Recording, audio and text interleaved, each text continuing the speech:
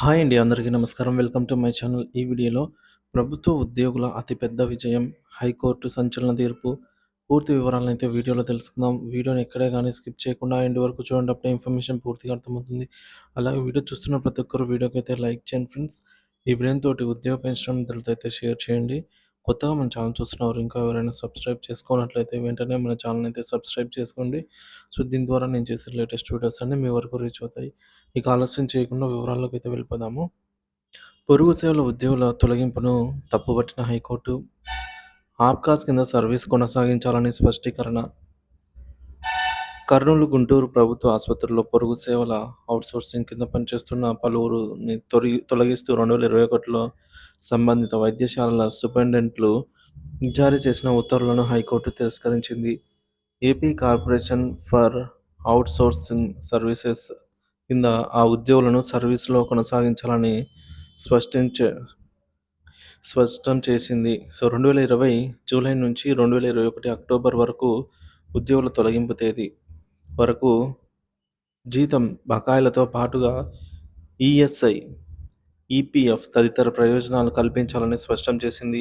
మరోవైపు తమ ఉద్యోగాలను క్రమబద్ధీకరించాలంటూ పిటిషనర్లు చేసిన అభ్యర్థనను హైకోర్టు త్రోసిపుచ్చింది. హైకోర్టు న్యాయమూర్తి జస్టిస్ కె. మన్మథరావు ఇటీవల ఈ కేసు మేరకు తీర్పు ఇచ్చారు.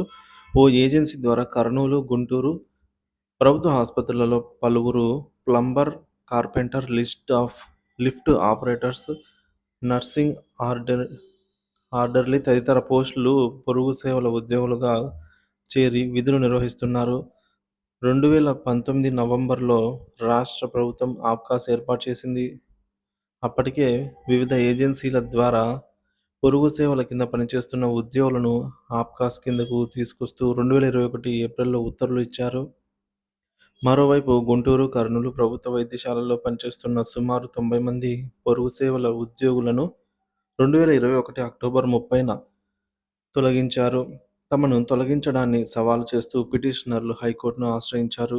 పిటిషనర్లను తొలగించడానికి ముందే ఆబ్కాస్ పరిధిలోకి తీసుకొచ్చారని ఈ వ్యాజ్యాలపై విచారణ జరిపిన న్యాయమూర్తి గుర్తు చేశారు. సర్వీసులో చేరేటప్పుడు ఏజెన్సీలతో చేసుకున్న ఒప్పందం ముగిసిందనే కారణంతో వారిని తొలగించడం సరికాదన్నారు. పిటిషనర్ల తరపున న్యాయవాది నర్రా శ్రీనివాసరావు వాదనలు వినిపించారు.